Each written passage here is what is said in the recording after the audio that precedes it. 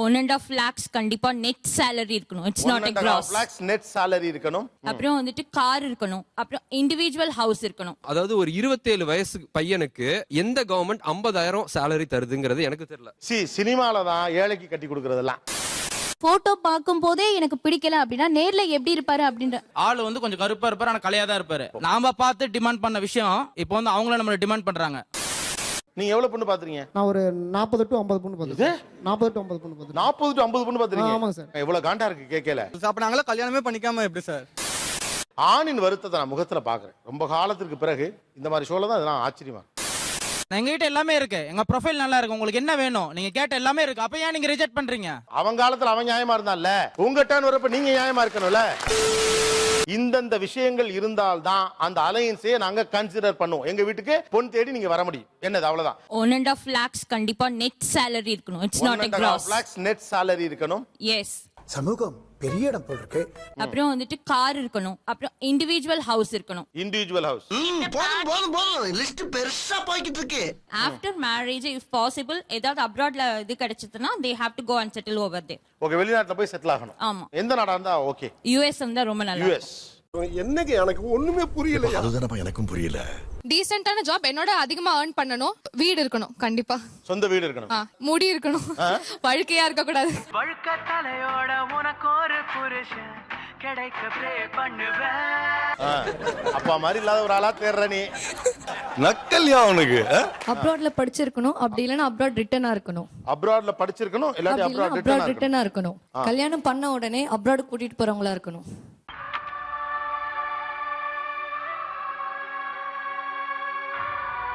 என் பொண்ணுக்கு நான் மாப்பிள்ள பார்த்தேன்னா அவர் பிசினஸ் மேனா இருக்கணும். பிசினஸ் மேனா இருக்கணும் கண்டிப்பா. நல்லா இருக்க. இந்த பிசினஸ் மேனா இருந்தா அவங்க அப்பாவும் பிசினஸ் பண்ணிருக்கணும். ஆனா இது புதுசா இருக்குனே, புதுசா இருக்கு. சோ இது வந்து பரம்பரையா பிசினஸ் பண்ணிருக்கணும். ஆமா sir. That is the background I required. 40 to 50 50,000 ரூபாய் சம்பளம். நான் ஐடியா இருந்தா ஓகேங்க. அதுல நிறைய நைட் டியூட்டிஸ் அது மாதிரி எல்லாம் நிறைய வருது. இது அவளை கட்டிக்க போறவன் கவலைப்படுற விஷயம் இல்ல. இதையும் ஃபீல் பண்றான். சார் ஒரு கவர்மெண்ட் மாப்பிள்ளையா வரணும், அரசாங்க உத்தியோகம் இருக்கணும், அதுக்கப்புறம் ஒரு சொந்த வீடு இருக்கணும். சொந்த வீடு நம்ம வீட்டுக்கு வந்த பிறகு எல்லாம் நம்ம பையன் மாதிரி இருந்துக்கணும். அப்படியா? அப்படிச்சா? டயலாக கவனிக்கணும். நம்ம வீட்டுக்கு வந்த பிறகு, ஆமா சார், நம்ம வீட்டுக்கு வந்த பிறகு சொல் பேச்சு கேட்டு நடக்கணும். அதுக்கு முன்னாடி அவரை பத்தி தெரியாது இல்ல sir. Good mother, good son. நல்ல வேலைப்பா, எனக்குலாம் கல்யாணம் ஆயிடுச்சு. ஓகே, 30,000 இருந்து 50,000 ரூபாய் ஆவரேஜா அவர் சம்பளம். பெரும்பாலானவர்கள் சொந்த வீடு. அப்புறம் சில பேர் அப்ராடுக்கு போகணும், அப்ராட்ல போய் செட்டில் ஆகணும், குறிப்பாக அமெரிக்கா. 10-12 பொண்ணுக்கு மேல பாத்திருப்போம். 3 கேஸ் பார்த்து நானே நொந்திருக்கேன். அதாவது ஃபர்ஸ்ட் எல்லா விஷயம் கேட்கறது வந்து கிரீன் கார்டு அமெரிக்கால மெயினா. எனக்கு அது சொன்ன உடனே கோவம் வந்துருச்சு. இன்னொரு விஷயம் என்னதுன்னா 50,000, அதாவது ஒரு 27 வயசு பையனுக்கு எந்த கவர்மெண்ட் 50,000 salary தருதுங்கிறது எனக்கு தெரியல. அவனுக்கு அடுத்து வந்து ஒரு 30 வயசுக்குள்ள கண்டிப்பா கல்யாணம் பண்ணி ஆகணும், அப்படிலாம் ஒரு இது இருக்கு. அப்படின்னா அந்த 7 வருஷத்துக்குள்ள அவன் வந்து இவ்வளவு செஞ்சாகணுமே. என்னடா இழிச்சவே பாருங்க. அப்ப இவங்க என்ன பண்ணணும், இது வந்து எனக்கு சூட் ஆகாதுன்னு சொல்லி நீ வேறதான் பாக்கணுமே தவிர நீ பொண்ணு வீட்டை வந்து. நம்ம நியாயம் பத்தி மட்டும் தான் பேசுறோம். எஸ்பினா எஸ்பி தாயா. இவங்க அப்பப்ப வாழை ஒட்ட நறுக்கிக்கிட்டே இருக்கணும். எங்க மாமா வந்து கவர்மெண்ட் எம்ப்ளாயி, சொந்த வீடு, ஏஜ் வந்து 32 ஏஜ். ஆனா வந்து பொண்ணு பாக்குறாங்கன்னா ஒரு 30-40 இடம். போகாத இடம் இல்ல, பார்க்காத ஆள் இல்ல, போகாத கோயில் இல்ல. ஆனா பாக்குறவங்க எல்லாம் ரிஜெக்டட் தான். ஏன் வை?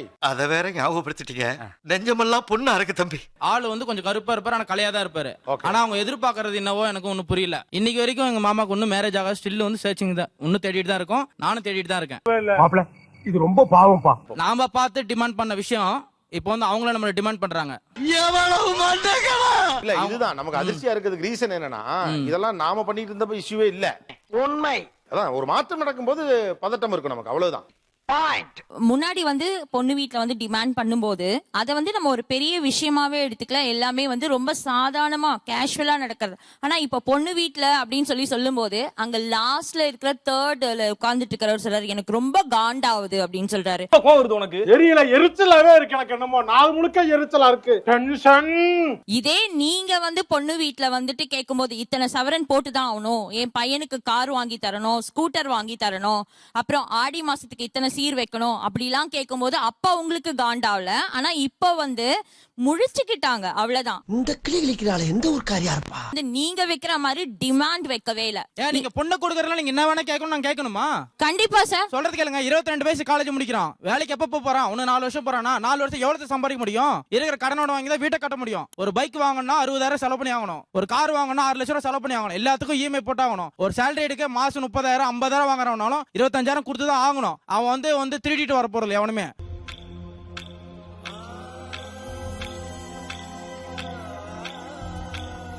நான் 2012 காலேஜ் முடிச்சேன், 4 வருஷம் பிசினஸ் பண்ணேன், இப்போ 1 வருஷம் பேங்க் மேனேஜரா இருக்கேன். 4 வருஷத்துல இன்னைக்கு வரைக்கும் என் கையில 10 lakhs இருக்கு எனக்கு. வெரி குட்ரா, கை கொடு. இதோட உங்களுக்கு என்ன ப்ராஃபிட்? பொறுமையா அப்புறமா கல்யாணம் பண்ணிக்கோங்க. நீங்க ஏன் இஎம்ஐ இருக்கும்போது கல்யாணம் பண்ணிக்கிறீங்க? இங்க காசு வெட்டலன்னா ஒரு கக்கூஸ் கூட கட்ட முடியாது தெரியுமா? எல்லாமே ஓகே ஆயிடுச்சு. பொண்ணு அப்பா அம்மா எல்லாம் அவங்க சைடு எங்க சைடு எல்லாம் ஓகே ஆயிடுச்சு. அந்த பொண்ணு வந்து நைட்டு அவங்க கேட்டிருக்கு, அந்த பையன் சம்பாதிச்சு இப்பதான் வீடு கட்டினாங்கன்னு சொல்றீங்க, இப்ப இஎம்ஐ இந்த பையன் தான் கட்டுறானா அப்படி கேட்டாங்க. ஆமான்னு சொன்ன உடனே அப்ப எனக்கு வேண்டாம், அவங்க சேலரி சொன்ன சேலரி என்னவோ அப்ப அதை விட இஎம்ஐ கட்டிட்டா எனக்கு செலவுக்குன்னு பாத்தீங்கன்னா கம்மியா தான் இருக்கும். சோ இந்த ரீசன்னால எனக்கு வேண்டாம்னு சொல்லி ரொம்ப சீப்பா இது பண்றாங்க. வீடு வேணும், கடன் இருக்க கூடாது. இவ்வளவு கேவலப்பட்ட ஒரு பொழப்பு தேவையா? இவங்களோட சொந்த வீட்டுல இவங்க இருக்கணும்ன்றதுக்காக கடைசியில என்ன ஆகும்னா வர பொண்ணையும் இவங்க கஷ்டப்படுத்துவாங்க. அந்த பொண்ணுக்கு வேலைக்கு போகணும்னு விருப்பம் இருக்கும், இல்ல போகாம இருக்கணும்னு கூட விருப்பம் இருக்கும். இப்ப இவங்க என்ன சொல்லுவாங்க, நான் இஎம்ஐ எனக்கு இருக்கு, சோ நீயும் எனக்காக ஹெல்ப் பண்ணு, நீயும் வேலைக்கு போ அப்படின்னு சொல்லி அந்த பொண்ணை கஷ்டப்படுத்துவாங்க. ஓ அப்படியா விஷயம்? ஒரு நிமிஷம்.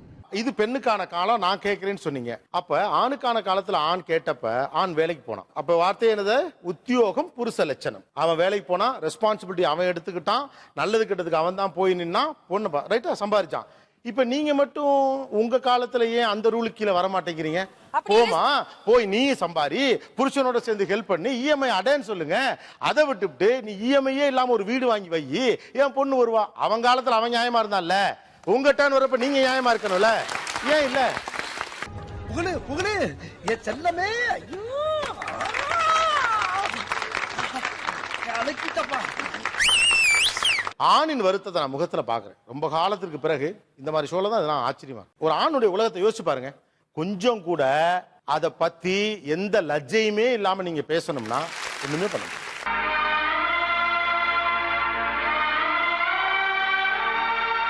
நீ என்ன பண்ற, நான் வீடு கட்டிட்டேன்னு காமிக்கிற, அந்த வீடு வந்து பேங்க்ல கடன் இருக்கும், அந்த வீட்டை அடிக்க 30 வருஷம் இல்ல 25 வருஷம் ஆகும். என் மகளை நான் கட்டி கொடுத்துட்டு இந்த 25 வருஷத்துக்கு என் மக சம்பாத்தியம் பண்ணுவோம், உன் பேர்ல இருக்கும் இல்ல உங்க அப்பா பேர்ல அந்த வீடு இருக்கும். நீ வந்து சொகுசா வாழணும்னு நினைக்கிற, அதுதானே உண்மை. நீ மனுஷனே இல்ல தெரியுமா? உங்களை எத்தனை பேர் உன் பேர்ல வீடு இருக்கு, நான் சம்பாதிச்சு வீடு கட்டி இருக்க சொல்லுங்க. லாஜிக்கலா பேரண்ட் சொத்தை சொல்லாத, நீ உழைச்சு சம்பாதிச்சது சொல்லு. உண்டக்க மண்டக்க பேசினா ஒரு மனுஷன் என்னதாப்பா பண்ண முடியுமா? இப்போ வீடு இருந்தா தான் கல்யாணம் ஆமா அப்படின்னு சொல்றீங்க. ஆமா. இப்ப வீடு இல்லாத என்ன பண்றது? வீடு இல்லாதவன் சுயமா சம்பாதிச்ச தன் கால தன் மனைவியை வந்து சொந்த வீட்டுக்குள்ள உட்கார வைக்கிற கெப்பாசிட்டி வளர்த்துட்டு நீ மேரேஜ் பண்ணிக்கோ. சார் அப்ப சொந்த வீட்டுல இருக்க மட்டும்தான் கல்யாணம் பண்ணணும். உங்க பொண்ணு படிச்சிருக்கு, என் பையனும் படிச்சிருக்கான் சார். உங்க பொண்ணு 50,000 சம்பாதிக்கிறா, என் பையன் 50,000 சம்பாதிக்கிறான். 2 பேரும் சேர்ந்து சொத்து வாங்கலாமே சார். இவங்க டிமாண்ட் என்னன்னா ஃபர்ஸ்ட் வீடு வேணும், அது வேணும், இது வேணும்னா என் அப்பா அம்மா அவங்களுக்கு சம்பாதிச்சு வச்சிருப்பாங்க, எனக்கு நான் தான் சம்பாதிக்கணும். நான் 50,000 ரூபாய் சம்பாதிக்கிறேன் அப்படின்னா 20,000 ரூபாய்க்கு லோன் கட்டலாம்னு பிளான் போடுவேன். பொண்ணு வந்தா வேலை செஞ்சா செய்யட்டும், செய்யாட்டி அவங்க இஷ்டம். சப்போஸ் அவங்க செய்யல அப்படின்னா என் பொண்டாட்டி பிள்ளை எனக்கு எப்படி வச்சு காப்பாற்றணும்னு தெரியும். இதெல்லாம் ஓம் பிரச்சனையா? ஏன் மக கஷ்டப்படக்கூடாது? ஒரு அப்பா அப்படித்தான் நினைப்பா, நாளைக்கு நீங்களும் அப்படித்தான் நினைப்பீங்க. சினிமால தான் ஏழைக்கு கட்டி கொடுக்கறதெல்லாம் ஒத்துக்கிட மனசு இல்லனாலும் அதான் நேசம். 50,000 இல்ல 1 லட்சம் கூட பையன் வாங்குறாங்க. இங்க எல்என்டில ஒர்க் பண்றாரு, டிப்ளமோ இன்ஜினியர். யாராச்சும் இங்க கட்டிக்கிட்டு வாங்கலாம்னு கேளுங்க. டிப்ளமோ இன்ஜினியர் நல்ல பணம் சம்பாதிக்கிறாரு அப்படின்னா ஓகேயா? ஏன் அப்படி? ஏன்னா அவங்க 10th படிச்சு முடிச்சிருக்காங்க. சோ வேண்டாம். மனுஷனாடா நீங்க எல்லாம். ஐயோ டிப்ளமா படிச்சா ஒரு 12th தான் அப்படிங்கிற மைண்ட் செட் இருக்குங்கிறவங்க கை தூக்குங்க. இவ்வளவுதான் சார். இல்ல எல்லாருமே கை தூக்கிட்டாங்க. எவ்வளவு காண்டா இருக்கு கேட்கல. ஆமா ஏகப்பட்ட போட்டோ கேட்டுச்சு, நிறைய போட்டோ கேட்டுச்சு. எதுக்கு தெரியல, என்ன வந்து ஷூட்டிங் படம் படம் எடுத்து ஹீரோ எடுக்க போறான்னு தெரியல. சரி எங்க அம்மாவும் எங்க அப்பாவும் சொல்லிட்டு சலிக்காம மனுச்சாங்க. எல்லாம் பார்த்துட்டு இல்ல ஏதோ ஒரு மிஸ் ஆகுது, போட்டோ பேஸ் இல்ல, அதெல்லாம் வேண்டாம். அப்ப நான் மட்டும் நான் இழுச்சவாளா? எனக்கு கொஞ்சம் ஈக்குவலா தான் நானும் பாப்பேன். அதாவது இப்போ நான் அவரோட போகும்போது மேட் ஃபார் ஈச் அதர் இல்லாம ஒரு ஜோடி பொருத்தமாவது தெரியணும். எனக்கு ரொம்ப வயசானவங்கள தெரியும் போது நான் எப்படி அக்செப்ட் பண்ணிப்பேன் நான் கேட்க விரும்புறேன். சோ அந்த போட்டோ பார்க்கும் போதே எனக்கு பிடிக்கல அப்படின்னா நேர்ல எப்படி இருப்பாரு அப்படின்ற ஒரு இதுல தான் நாங்க வேணாம். என்னன்னா சும்மா ஒரு ஒப்பீனியனுக்காக நான் சொல்றேன். நீங்க வந்து ஒரு பையனுடைய போட்டோ இருக்குல்ல, அது வந்து ஒரு பிம்பம், அவ்வளவுதான்.